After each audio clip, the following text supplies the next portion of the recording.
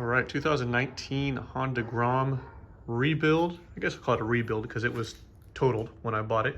A lot has happened. You might notice that now it actually has two wheels. Instead of being a unicycle with just one wheel in the front, it's actually got two. Everything is put together back here. I was actually really super proud of this. I mean, everything's in place. The gear, I had to get all this. Actually, this was a very hard job. If you're gonna do this job, by the way, have two people because they're essentially like 8 components that have to line up when you go to put the axle through.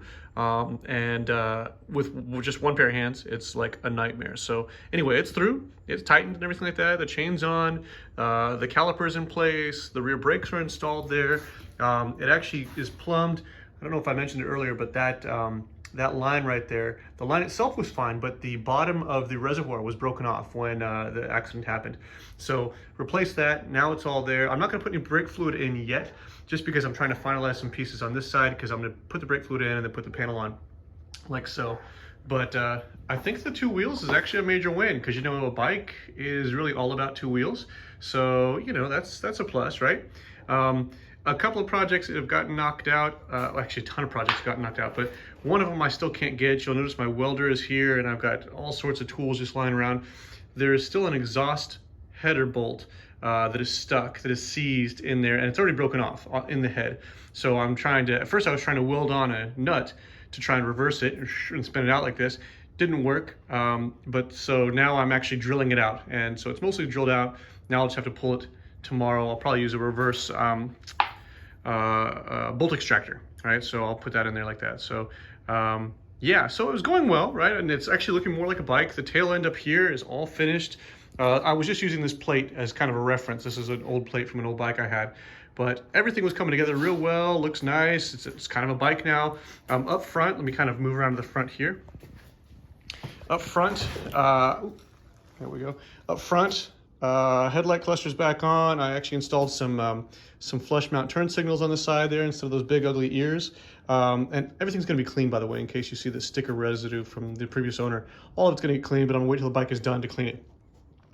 The handlebars got really twisted when it was crashed, and not that the bars were twisted, but actually the alignment of the risers was twisted. So I actually had to loosen the risers and loosen the clamps like this, and then twist the bars back in place. But now all of that is in alignment, so the front end is done, top to bottom, which I'm really pleased with. I replaced the brake lever on this side, and I'm leaving this because this is an aftermarket clutch lever on this side, but I put on new grips and everything.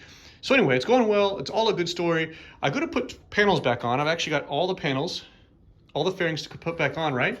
And I notice that they're not going on right. And I can't figure out why.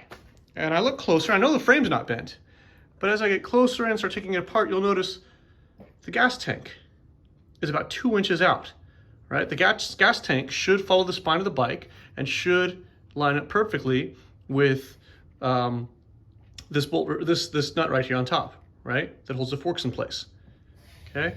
It doesn't. It's about 2 inches to the left, and I'm like, oh, how could that have happened? So I come around, right, and go to the actual mounts where they meet the neck of the bike, and you'll notice that the mounts, and I don't know if you can see it real well in the video. Yeah, you can't really see it very well, but see this crease right here? It's because they are pushed 2 inches that way. So when the bike impacted the ground, right, it knocked the tank hard enough to actually bend the mounts 2 inches that way.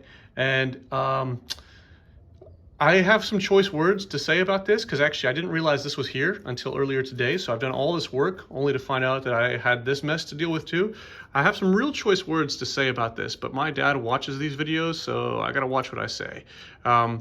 Yeah, that's kind of a kick in the teeth. So I'm debating about whether or not I actually want to take the tank and try and straighten these. I mean, and you can't get the angle very well at all. I wish I could show you better, but they are really, we're talking about like a 60-degree bend to the right like this. So it's pretty bad. I'm gonna see, I don't know, I would like to try and fix it, but I might just have to buy a new tank. So stick that on the list. Otherwise, I mean, making good progress.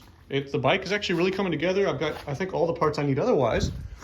And yeah, I mean, if we can get that tank issue addressed, then we can put the fairings back on and make it look like a real bike again. And I've got the exhaust here. You can probably see the parts of it.